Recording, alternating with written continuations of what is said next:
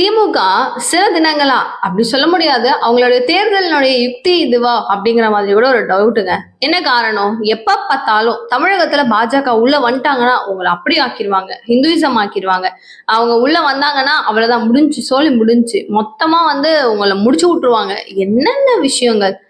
சின்ன குழந்தைங்களுக்கு பூச்சாண்டி வரான் சாப்பிடு, பூச்சாண்டி வரான் சாப்பிடுன்னு சொல்ற மாதிரி, அவங்க பாஜக வந்து நாங்க இல்ல அப்படின்னா பாஜகவினுடைய ஆட்சி உள்ள தொடங்கிரும். அதுக்கப்புறம் அவ்வளவுதான். மொத்தமா தமிழகம் எங்க இருக்குன்னே தெரியாது. ஹிந்தி திணிப்புல இருந்து ஆரம்பிச்சு ஒட்டுமொத்த தமிழகத்தையும் சூறையாடிருவாங்க அப்படின்னு சொல்லக்கூடிய அளவுக்கு தமிழகத்தை பாஜக ஒரு பூச்சாண்டிங்கிற மாதிரி காமிச்சு ஏமாத்திட்டு இருக்காங்க. போதும் சார், உங்க ரெக்கார்ட் எல்லாம் தேஞ்சு போச்சு, நிறுத்துங்க அப்படின்னு சொல்லக்கூடிய அளவுக்கு மக்களுடைய புரட்சி அப்படிங்கிறது இப்ப ஸ்டார்ட் ஆகுது. அண்ட் தமிழக வெற்றி கழகம் இப்போ உச்சநீதிமன்றம் வந்து என்ன தீர்ப்பு கொடுத்திருக்காங்க அப்படிங்கறது எல்லாத்தையும் நேற்று விலாவரியா பேசியிருந்தோம். அவங்க சொன்ன விஷயங்கள் ஓகே, சிபிஐ என்கொயரி ஓகே அப்படின்னு சொல்லி விஷயங்கள் இன்னைக்கு தீயா ஒரு நபரும் எப்படி சாத்தியம் அப்படின்னு சொல்லி ஓவர் பேச்சு பேசிட்டு இருக்காங்க. என்ன பேசியிருக்காங்க, என்ன சொல்லியிருக்காங்க, இது ரொம்ப முக்கியமா உங்களுக்குலாம் அப்படின்னு கேட்கக்கூடிய அளவுக்கான பல கேள்விகள் இருக்கு. மிஸ் பண்ணிடாதீங்க. லாஸ்ட் எண்ட் வரைக்கும் ஸ்கிப் பண்ணாம பாருங்க. அனைவருக்கும் வணக்கம். நீங்க பார்த்துட்டு இருக்கிறது கல்கரி நியூஸ். நான் தீபிகா. தமிழக வெற்றி கழகம் நடத்தின கரூர்ல அந்த மாநாட்டுல மொத்தமா 41 உயிரிழப்பு அப்படிங்கிறது நம்ம எல்லாருக்கும் தெரிஞ்ச ஒரு விஷயம். சோ இது வந்து இவங்க பண்ணிட்டு இருக்காங்க. ஒரு நபர் ஆணையம் அப்படின்னு சொல்லி ஒரு கமிஷன் ஒண்ணு பண்ணிட்டு இருக்காங்க. ஸ்பெஷல் இன்வெஸ்டிகேஷன் டீம் ஒண்ணு வச்சு ஒரு விசாரணை பண்ணிட்டு இருக்காங்க. பட் எதுலயுமே எங்களுக்கு திருப்தி கிடையவே கிடையாது. இது எல்லாமே சிபிஐக்கு மாற்றப்பட்டுச்சு அப்படின்னா நல்லா இருக்கும் அப்படின்னு சொல்லி ஒரு நபர் வந்து என்ன பண்றாரு, ஒரு பெட்டிஷன் ஒண்ணு போடுறாரு. அதன் அடிப்படையில தமிழக வெற்றி கழகம் எங்களுக்கு தெளிவான ஒரு விஷயம் எங்களுக்கு தேவை. என்ன நடக்குதுங்க அப்படிங்கிறது எங்களுக்கு ஒரு பிம்பமா இல்லாம எங்களுக்கு என்ன நடக்குதுங்கிறது புரியணும். திருதிப்புன்னு எல்லாமே நடந்துட்டு இருக்கு. இது என்னதான் நடக்குது? எங்களுக்கான மனுக்கள் இப்ப நாங்க கொடுத்துருக்கோம்ல, நாங்க கேட்கிற விஷயங்கள் எல்லாமே வேற மாதிரி மாறணும்னா உச்சநீதிமன்றம் ஏதாவது எங்களுக்கான ஒரு தீர்ப்பு கொடுங்க. இவங்க கிட்ட நாங்க இந்த நீதிமன்றம் போனோம், எங்களுக்கு சாட்டிஸ்ஃபைடா கிடையாது, நீங்க வந்து அதுக்கு பதில் சொல்லுங்க அப்படின்னு சொல்லி போறாங்க. இதுல இவங்க வச்சிருந்த மனு, இவங்க கோரப்பட்ட மனுவில இருந்த எல்லா விஷயங்களுக்கும் இவங்க எதிர்பார்த்த மாதிரி தமிழக வெற்றி கழகத்துக்கு சாதகமாவே பாத்தீங்க அப்படின்னா உச்சநீதிமன்றம் தீர்ப்புகள் கொடுத்திருந்தாங்க. இதுல அவங்க சொல்லக்கூடிய விஷயங்கள் என்ன அப்படின்னா, கரூர் விவகாரத்துல சிபிஐ என்கொயரி அப்படிங்கிறது ஓகே, நாங்க வந்து உத்தரவு கொடுக்கிறோம், சிபிஐ விசாரிக்கட்டும் அப்படின்னு சொல்றாங்க. அடுத்த கட்டமா கண்காணிக்க, இதாவது இந்த இந்த விஷயங்கள் நடக்குது பாத்தீங்களா, இது எல்லாத்தையுமே கண்காணிக்கிறதுக்காக உச்சநீதிமன்றம் ஓய்வு பெற்ற நீதிபதி அஜய் ரஸ்தோகி அப்படிங்கிற இந்த ஒரு நபர்னுடைய தலைமையில தான் மொத்தமா இது எல்லாமே நடக்க போகுது. இன்க்ளூடிங் 3 பேர் கொண்ட குழுவை வச்சு இவர் தான் ஹெட்டா இருந்து எல்லாத்தையும் பாத்துக்க போறாரு. அண்ட் இதுல உச்ச நீதிமன்ற நீதிபதி தலைமையிலான குழுவுல 2 ஐபிஎஸ் அதிகாரிகள் தமிழ்நாடு கேடரா இருக்கலாம், ஆனா தமிழ்நாடை சார்ந்தவர்களா இருக்கக்கூடாது. ஓகேவா?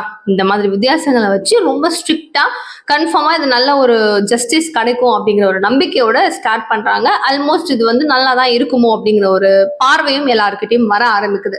இது மட்டும் இல்லாம இப்ப இந்த விஷயத்துல சிபிஐ என்கொயரி அப்படிங்கிறது டாப் மோஸ்ட் நிச்சா பேசப்பட்டு இருக்கு. இதை கூடுதலா நான் சொல்ல வேண்டிய விஷயம் என்னன்னா, அருணா ஜெகதீஷன் அவர்களை வச்சு ஒரு நபர் ஆணையம் அப்படிங்கிற ஒரு கமிஷன் அமைச்சு விசாரணை பண்ணிட்டு இருந்தாங்கல்ல, அதை மொத்தமா நாங்க ரத்து செய்யறோம்.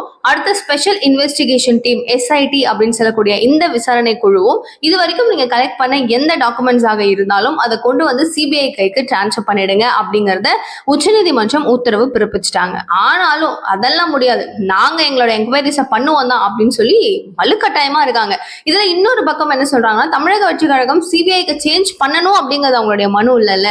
இவங்க என்ன நடக்குது, இவங்க பாட்டுக்கு எங்க மேல இப்படி பேசுறாங்க அப்படி பேசுறாங்க, இதை வந்து மேல்முறையீடு பண்ணி நீங்க வந்து ஒரு முக்கியமான நபர், அதாவது தமிழக அரசு தேர்ந்தெடுக்கப்படுற ஒரு நபரா மட்டும் இல்லாம உச்சநீதிமன்றம் தேர்ந்தெடுத்து ஒரு ஓய்வு பெற்ற நீதிபதியோ இல்லைன்னா நீங்க ஒருத்தவங்களை சொல்லி அவங்களுடைய பார்வையில இது எல்லாத்தையுமே பார்க்க சொல்லுங்க அப்படிங்கிறது அவங்களுடைய தரப்பு வாதமா இருந்துச்சு. ஆனா இது வந்து பார்த்தா ஒரு ஒரு தகப்பன், ஓகேவா, அவங்களுடைய குழந்தை இறந்ததுல இருந்து இவர் என்ன பண்றாரு, இவரே வந்து சிபிஐ என்கொயரிக்கு போனா நல்லா இருக்கும் அப்படின்னு சொல்லி ஒரு பெட்டிஷன் ஒன்று ஃபைல் பண்றாரு.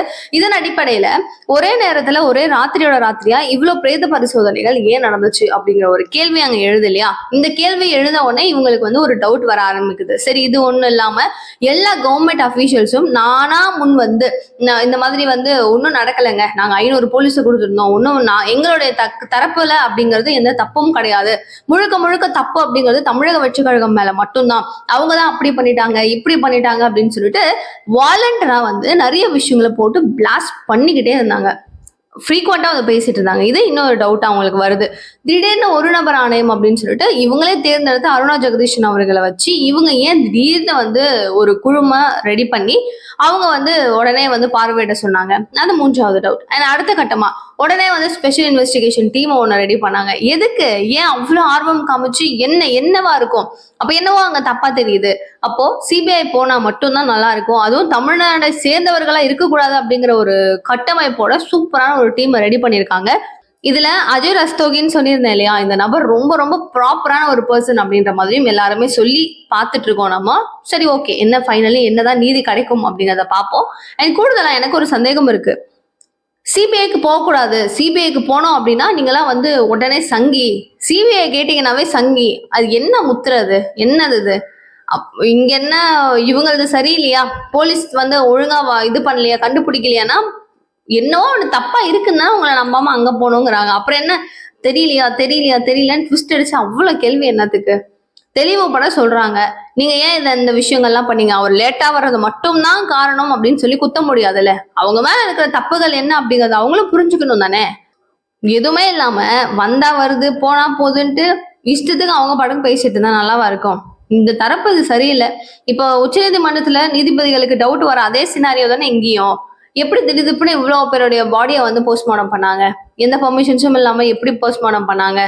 அவ்வளவு வேகமா அவ்வளவு நபர்கள் எப்படி உள்ள வந்தாங்க? அது உள்ள வந்து ஆம்புலன்ஸ் எல்லாம் தெரியாத ஒரு ஆம்புலன்ஸ் வந்து போகிறதுக்கான காரணம் என்ன? அவ்வளவு உயிர் வந்து நசுக்கப்படுது அப்படின்னா என்ன காரணம்? அந்த பிளேஸ் ஏன் எங்களுக்கு கரெக்டா கொடுக்கல? எவ்வளவோ கொஸ்டின்ஸ் இருக்குல்ல. அது எல்லாத்துக்கும் இனிமே அரசு தரப்பு அவங்க வந்து பதில் கொடுக்கணும் அப்படின்னா கண்டிப்பா அவங்க வந்து ஏதாவது சிக்கிடுவாங்களோன்ற பயத்துல இதெல்லாம் பண்ணிட்டு இருக்காங்களா தெரியல. பார்ப்போம். அடுத்து சிபிஐ வந்துச்சு அப்படின்னா பாஜக உள்ள வந்ததா தான் அர்த்தம். பாஜக உள்ள வந்துருச்சுன்னா அழிவு வந்துருச்சுன்னு தான் அர்த்தம். அதனால தமிழகத்துக்குள்ள பாஜக எந்த விதத்திலையும் கால் ஊன்றக்கூடாது அப்படிங்கிறது திமுகவினுடைய அரசாங்கத்துக்கு ஒரு பெரிய ஒரு ஸ்ட்ராங்கான ஒரு விஷயமா வச்சு நினைச்சிட்டு இருக்காங்கன்னு வச்சுக்கோங்க. ஆனா அவங்க ஒரு பிரதான எதிர்கட்சி தலைவரா இருக்கும் போதும் எதிர்கட்சியினரா இருக்கும் போதும் சிபிஐ என்கொயரி வேணும் அப்படின்னு சொல்லி பல இடங்கள்ல அவங்க பேசியிருக்காங்க, கேட்டிருக்காங்க. ஈவன் நாம் தமிழர் கட்சி ஒருங்கிணைப்பாளரான சீமான் அவர்கள் சொல்றாரு, அது என்ன நீங்க எப்படி வந்து சிபிஐ என்கொயரி போலாம், எனக்கெல்லாம் வந்து அதுல எல்லாம் ஒன்னும் பெரிய உடன்பாடெல்லாம் கிடையாது அப்படின்னு சொல்லிட்டு அவரும் வந்து சிபிஐ என்கொயரிக்கு அப்போஸா தான் அவரும் பேசுறாரு. மாநில சுயாட்சிக்கு எதிரான ஒரு விஷயம் நடக்குது அப்படின்னா அது வந்து சிபிஐ என்கொயரி. நம்ம கிட்ட இருக்கிற போலீஸ் அப்போ ஒழுங்கா வேலை செய்யலையா? நம்ம மாநிலத்தை விட்டுட்டு நம்மளோட ஸ்டேட்ல இருக்கிற போலீஸ் நம்ம ஆட்களை விட்டுட்டு நீங்க வந்து மத்திய அரசாங்கத்துக்கு முறையிடுறீங்க அப்படின்னா அவங்க வந்தா சரியாயிடுமா? அப்ப அவங்க வந்து பெரிய ஆளாங்கிற மாதிரிலாம் கேள்விகள் எழுப்பியிருந்தாரு. பட் இங்க ஏதோ ஒண்ணு தப்பா இருக்கு அப்படிங்கறதுனாலதானே அங்க போறாங்க. அது எல்லாருமே புரிஞ்சுக்கணும் தானே. அதை போய் நீங்க ஏன் போறீங்க நம்மளால கேட்க முடியுமா? சரி விடுங்க. திருமாவளவன் அவர்கள் அவர் மட்டும் இன்னைக்கு அப்படி திட்டுறாரு, சிபிஐ எல்லாம் எப்படி வரலாம், நாங்கெல்லாம் வந்து அதெல்லாம் ஒத்துக்க மாட்டோம். பாஜகவினர் இப்ப வந்து இதுல என்ன தெரியுது, தமிழக வெற்றி கழகத்துக்கு பாஜகவினர் துணை வந்துட்டாங்க அப்படின்னு தெரியுது. RSS இயக்கப்படுது அப்படிங்கிறது தெரியுது. இனிமே வந்து ஃபேவரா எங்களை எப்படி வேணா திருப்பி விடுவாங்கன்ற ஒரு பயம் அவருக்கோட கண்ணுக்குள்ளேயே தெரியுதுன்னு வச்சுக்கோங்களேன். சோ அவரு சொல்ற விஷயம் இப்படி பார்த்தா அவரு ரொம்ப வருடங்களுக்கு முன்னாடி வேங்கவேல் பிரச்சனை வரும்போது அந்த நேரத்துல அவர் சொல்ற விஷயம் என்ன, சிபிஐ என்கொயரிக்கு விட்டா நல்லா இருக்கும், அவங்க வந்து பார்த்தா நல்லா இருக்கும் அப்படின்னு சொல்லிட்டு திருமாவளவன் அன்னைக்கு சொன்னாரு. அப்ப அன்னைக்கு சிபிஐ வரணும் அப்படின்னா இது உள்ள வந்து பாஜக வந்துரும் தெரியாதா, RSS வந்துரும் தெரியாதா? என்ன சார் புதுசா ஒரு கதை. உனக்கு வந்தா ரத்தம் எனக்கு வந்தா தக்காளி சட்னியாங்கிற மாதிரி அவங்களுக்கு வேணும்னா அது சிபிஐ, வேற யாராவது வந்து ஏதாவது கண்டுபிடிச்சி உண்மையெல்லாம் சொல்லிவிட்டாங்கன்னா என்ன பண்றதுன்ற பயம் வந்துருச்சுன்னா அவங்க வந்து விஜய்க்கு பின்னாடி வராங்க அப்படின்னு அர்த்தம். என்னென்னவோ ஒண்ணு நடக்குது. சரி, அடுத்த கட்டமா இப்ப திருமாவளவன் அவர்களை பேசும்போது இன்னொரு விஷயத்தையும் சேர்த்து பேசணும் இல்லையா? விசிகா சார்பில் இப்போ ரொம்ப பெரிய அடி வாங்கிட்டு இருக்காங்க, நம்ம எல்லாருமே பாக்குறோம்ல.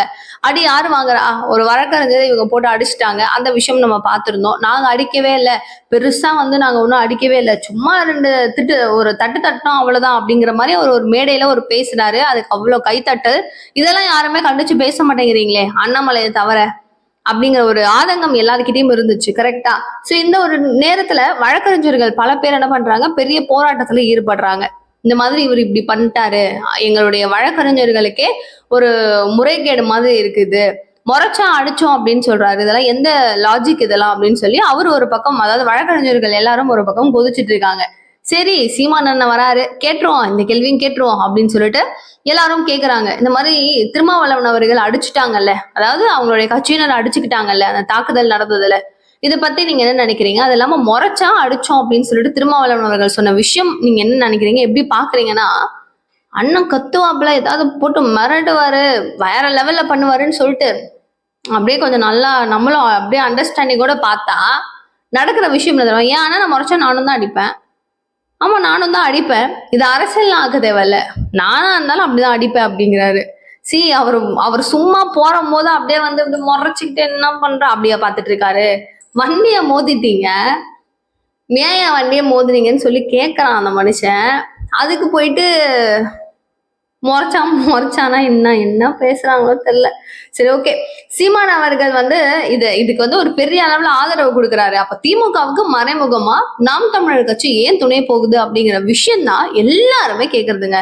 இதுல ஒரு விஷயம் மட்டும் ஏதோ மாற்றா கொஞ்சம் டிஃப்ரெண்டா கொடுத்துட்டாரு. அதை நெக்ஸ்ட் வீடியோல நான் கவர் பண்றேன். அண்ட் அண்ணாமலை அவர்கள் வந்து எம்பி டிஆர் பாலு அவர்களுக்காக குறுக்கு விசாரணை பண்ணணும் அப்படின்னு சொல்லிட்டு நீதிமன்றத்துல ஆஜராயிருந்தாரு. மஜிஸ்ட்ரேட் நீதிமன்றம், அது வந்து சென்னையில சைதாப்பேட்டில் ஆரம்பிச்சு அங்க குறுக்கு விசாரணை அப்படிங்கறது ஸ்டார்ட் பண்ண போறதால நேற்று சொல்லியிருந்தாங்க. அந்த விஷயம் பத்தி நான் இன்னைக்கு செம்ம டெப்தா டீட்டெயிலா உங்களுக்கு ஒரு வீடியோவே தனியா போடுறேன். அதை நெக்ஸ்ட் வீடியோவில் நான் கவர் பண்றேன்.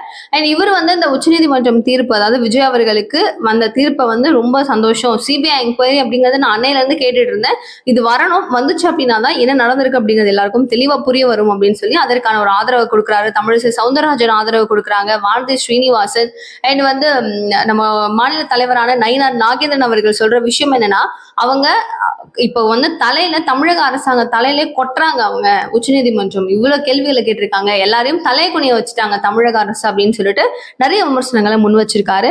அண்ட் தமிழக வெற்றி கழகத்துக்கு ஃபேவரா வந்திருக்கிற இந்த விஷயத்தை பத்தி தமிழக வெற்றி கழகத்தினுடைய தலைவர் விஜய் என்ன சொன்னாரு அப்படிங்கிற ஒரு கேள்வி இருக்கும் இல்லையா? அவர் சொல்றது நீதியே வெல்லும் அப்படின்னு சொல்லிட்டு ஒரு அவருடைய எக்ஸ் வலைதளத்துல ஒரு மெசேஜ் போட்டிருக்காரு. இது வந்ததுக்கு அப்புறம், இந்த தீர்ப்பு வந்ததுக்கு அப்புறம் என்ன நடக்குது அப்படிங்கறத பார்க்கலாம். சீக்கிரமா பேக் டு ஃபார்ம் அவர் திரும்பவும் பிரச்சாரங்கள் அப்படிங்கறது பண்ண ஸ்டார்ட் பண்ணணும், பேக் டு ஃபார்ம் அவர் வெளியே வரணும் அப்படின்னு நினைக்கிறவங்க வீடியோவுக்கு லைக் பண்ணிட்டு ஷேர் பண்ணிட்டு உங்க ஃப்ரெண்ட்ஸ்க்கு எல்லாம் இங்க என்ன நடந்துச்சு அப்படிங்கறத ஃபுல்லா நான் டீகோட் பண்ணல, மிஸ் பண்ணாம சொல்லுங்க, ஷேர் பண்ணுங்க. அண்ட் நிகழ்கால நிகழ்வுகள் ஒன்னொன்னும் தெரிஞ்சுக்கிறதுக்கு சேனலை சப்ஸ்கிரைப் பண்ணிக்கோங்க. Thank you so much for watching this video. Bye.